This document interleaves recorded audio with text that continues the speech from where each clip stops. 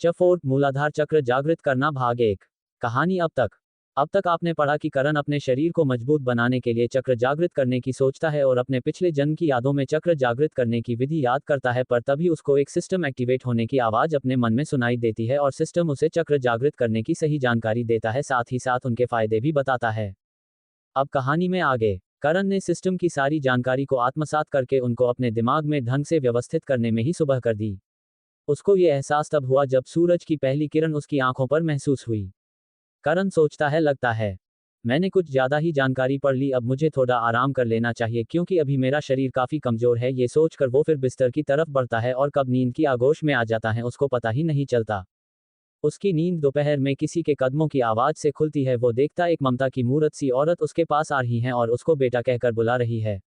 ये करण की मां रानी सीमा सिंह होती है, जो करण के लिए खाना लेकर आई थी क्योंकि कल रात में ही करण को होश आ गया था, पर अभी तक करण चलने फिरने की हालत में नहीं था। वो कल रात को और सुबह भी खाना लेकर आई थी, पर करण हमेशा उनको सोता हुआ मिला था तो वो वापस चली गई थी।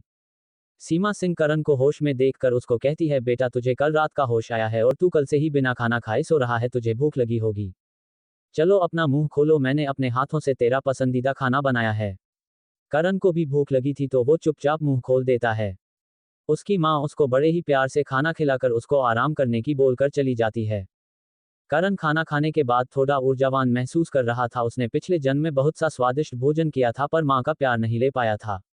करण सोच ही रहा होता तभी उसके दादा राणा प्रताप सिंह जी एक बूढ़े आदमी के साथ आते हैं। राणा प्रताप सिंह जी करण से पूछते हैं, अब कैसा महसूस हो रहा है?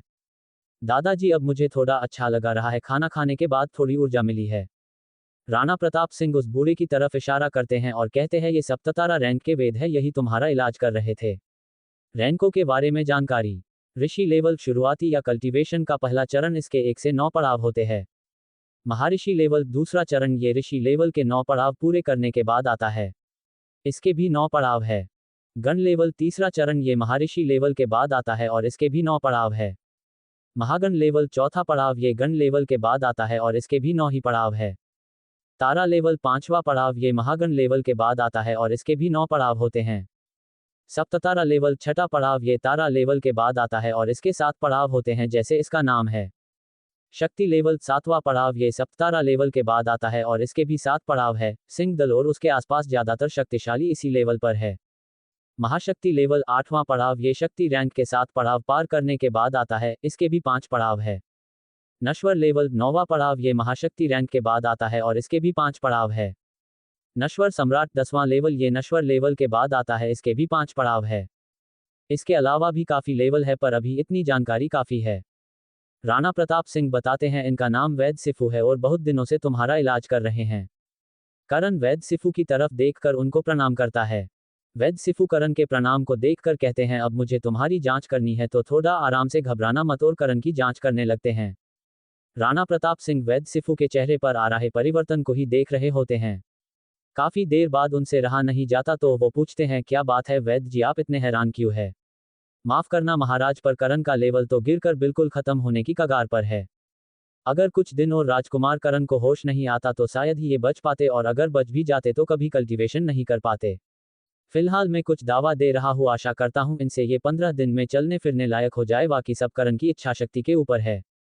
जो करण 15 साल की उम्र में गण लेवल पर पहुंचने का कारनामा कर चुका था, आज एक हादसे में घायल होकर इस परिस्थिति में आ गया है। ये हादसा था या साजिश, इसका पता कहानी के आगे के भागों में पढ़ने को मिलेगा। राणा प्रताप सिंह वैद सिफू को विदा करके कुछ देर तक करण से बात करते हैं और वापस चले जाते हैं। राणा प्रताप सिंह जी के जाने के बाद करण थोड़ी देर आराम करता है। आराम के बाद शाम का खाना दोबारा माँ के हाथ से खाता है और कुछ देर माँ से बात करता है। माँ के जाने के बाद करण सोचता है, अब इस जन्म में ताकतवर बनने की शुरुआत की जाए। करण अपने दिमाग में चक्र जागृत करने की विधि को देखता है और फिर सिस्टम से कहता है, सिस्टम क्या तुम मुझे सुन सकते हो? जी होस्ट, मैं आपको सुन सकती हूँ, मैं तो हमेशा आपके मन में हूँ, आप जब चाहे मुझसे बात कर सकते हैं, वो भी मन में। किसी को कुछ पता भी नहीं चलेगा। ये तो बहुत अच्छा है, कोई मुझे पागल भी नहीं समझेगा। सिस्टम, तुमने जो जानकारी दी है उसको तो मैं समझ गया हूं, पर इसको इस्तेमाल कैसे करूं, क्या तुम बता सकती हो? होस्ट, मैंने जो भी जानकारी दी है वो तो बस शुरुआत है। आप ध्यान की मुद्रा में बैठ जाए और मैं एक मंत्र आपके दिमाग में भेज रही हूँ, उसको ध्यान से दोहराते रहे, आपको बिल्कुल भी ध्यान नहीं भटकने देना है। मेरे हिसाब से रात हो चुकी है, अब शायद ही कोई आपको परेशान करेगा।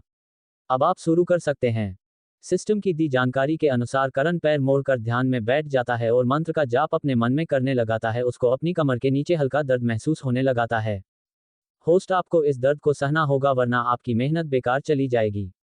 करण दर्द को सहता रहता है और गहरे ध्यान में जाता रहता है। उसको इतना दर्द हो रहा जितना किसी की हड्डी टूटने पर होता है। उसने होठों को कस के दांतों से दबा दिया था। होठों से खून निकलने लगाता है। सिस्टम बार बार करण को होश में रहने के लिए उम्मीद दे रहा था।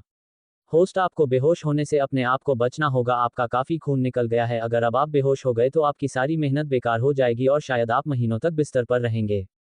करण की आंखों में अब अंधेरा छाने लगाता है और वो बेहोश होने की कगार पर पहुंच जाता है।